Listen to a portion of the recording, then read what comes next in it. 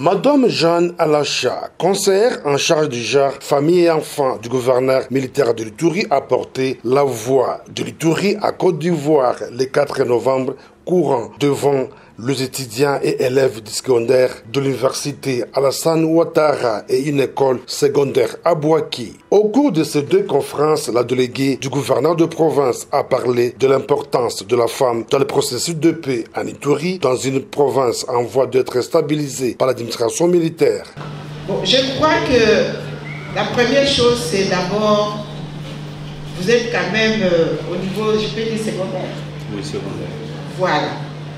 Il faut savoir que dans chaque pays, il y a des lois. Il y a des lois aussi pour les enfants. Parce qu'on était dans une conférence, on a parlé aussi de la Côte d'Ivoire. Il y a des lois pour les enfants. Quand il y a des lois pour les enfants, vous les enfants, vous devez les connaître. Puisque pour vous protéger, vous devez d'abord connaître les lois qui sont à votre faveur. Est-ce que vous avez l'occasion de discuter sur les lois des enfants? Chez nous, il y a des enfants qui ont des groupes, des clubs, des parlements d'enfants, des réunions des enfants, où ils parlent des droits des enfants. Il y a le ministère de genre, famille, enfants, qui a le devoir de dire aux enfants quels sont vos droits. Pour réclamer ces droits, il faut d'abord connaître ces droits. Et ces droits sont dans les pays, les lois des pays, la Constitution, ils donnent les droits à tous les enfants. Et pour les femmes, je suis sûre qu'il y en a, parce qu'on était ensemble pour évaluer les conventions au niveau de l'Union africaine. Les gens le groupe de Côte d'Ivoire a présenté toutes les lois qui concernent la protection de la femme et des enfants. Maintenant, c'est à vous de savoir, est-ce que vous connaissez ces droits? Si vous ne les connaissez pas, il faut commencer à connaître. Parce que pour aller réclamer quelque chose, il faut d'abord savoir. Et ça, ce n'est pas vous, même nous les femmes. Beaucoup de femmes ont dit que nous sommes maltraitées, mais on ne connaît pas nos droits. Hein? On parle seulement nous sommes maltraités, mais quand on vous demande de la droit, c'est quelle maltraitance? Je ne sais pas. Mais la première chose, c'est d'abord de connaître ses droits. De vous organiser en tant qu'enfant pour connaître vos droits. Allez au ministère de genre, si ce n'est pas la même nomination, mais je suis sûre qu'il y a un ministère qui s'occupe des enfants ici. Même au niveau de territoire et des régions. Il y a quand même des organisations, des bureaux. Vous pouvez aller vous renseigner là-bas pour connaître vos droits. Alors, par rapport au harcèlement, c'est vrai, ça c'est le plus dur. Parce que quand on parle de harcèlement, c'est souvent les supérieurs vers les inférieurs. Et ça, c'est difficile à dénoncer parce qu'on a peur de représailles, on a peur de qu'est-ce que ça va donner comme résultat. Mais au sein de chaque école, il faut qu'il y ait des mécanismes par lesquels les gens peuvent passer. Vous n'allez pas commencer à dénoncer dans la rue pour devant tout le monde. Vous devez avoir au niveau des écoles des personnes attitrées. C'est comme ça qu'on dit tout ça, ça s'organise. En fonction de vos lois, en fonction de ce que votre pays a prévu, en fonction de ce que le ministère a prévu. Le ministère doit prévoir par quel mécanisme les enfants peuvent aller dénoncer les harcèlements. L'école peut prévoir. Parce qu'au niveau de l'école, il se passe beaucoup de choses. Il y a des harcèlements entre élèves, entre autorités, mais l'école doit mettre un mécanisme pour que les enfants puissent savoir à qui s'adresser. Parce qu'on ne s'adresse pas à n'importe qui non plus. Ça doit être une personne formée, une personne qui a de l'écoute, une personne qui peut donner des solutions. Pas une personne qui va commencer à compliquer encore l'histoire. Donc ce sont des mécanismes qui doivent exister.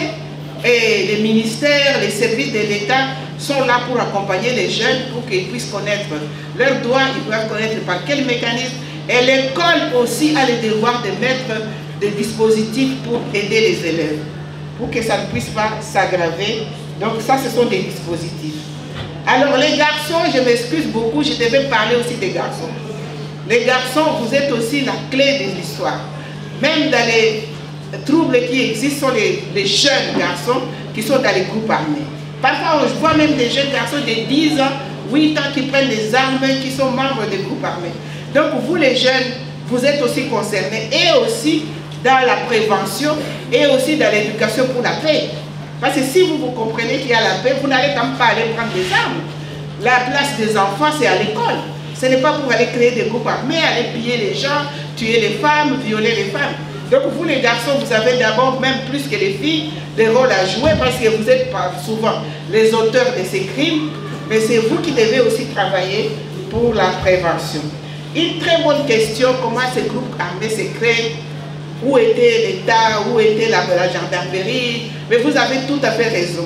Parce que le Congo a traversé des moments très difficiles. Quand il y a la rébellion, l'État n'existe pas. Et on est passé par là pendant longtemps. Même aujourd'hui, nous sommes seulement en train de reconstruire l'État. D'avoir tous les services de l'État, que ce soit la police, l'armée, la justice. Mais pour que ces choses se créent, c'est vrai, il y a un vide de l'État. Même M. Zoro, quand il est arrivé travailler chez nous en 2003, lui-même peut partager l'expérience. C'était un pays, une zone où il n'y avait pas d'État. Il n'y avait personne, il n'y avait pas d'armée, il y avait la police. Donc, quand ces groupes se créent, c'est vrai, il y a un vide de l'État. Mais les autorités sont en train de faire un effort.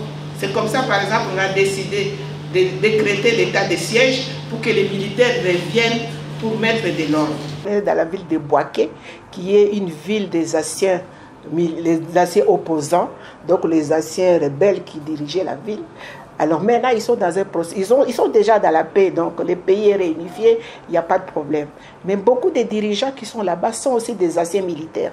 Quand je leur ai dit que nous, on était dans un régime spécial de l'état de siège géré par les militaires au niveau des territoires, ils ont demandé comment ça se passe. Moi, j'ai dit c'est une bonne expérience, c'est ce qui va nous amener à la paix dans le processus. Et ils ont dit qu'eux aussi, ils ont les témoignages que tout ce qui est après conflit, ou bien post-conflit, ou bien pendant les conflits, c'est facile d'être géré par des militaires. C'est comme ça qu'ils ont compris aussi que nous, on est sur la bonne voie. En tout cas, ils espèrent qu'on va s'en sortir parce que tous les jours, quand ils attendent de parler des problèmes de l'Ituri, les viols des femmes, les déplacements des personnes, ils sont concernés. Parce que ce qui touche un pays de l'Afrique concerne aussi les autres. Alors, en tout cas, leur souhait, c'est qu'on retrouve la paix le plus rapidement. Alors, le rôle de la femme, j'ai vraiment expliqué que les femmes de l'Ituri sont engagées dans les processus de pacification, de négociation, dans les processus de prévention des conflits. Et nous, on est en train de travailler pour mettre la résolution 1325 en marche. On a déjà installé les comités au niveau des chefferies et des secteurs pour que les femmes qui sont à la base, au niveau des villages, comprennent qu'elles ont un rôle important à jouer pour la prévention, résolution des conflits et vraiment trouver des solutions pacifiques.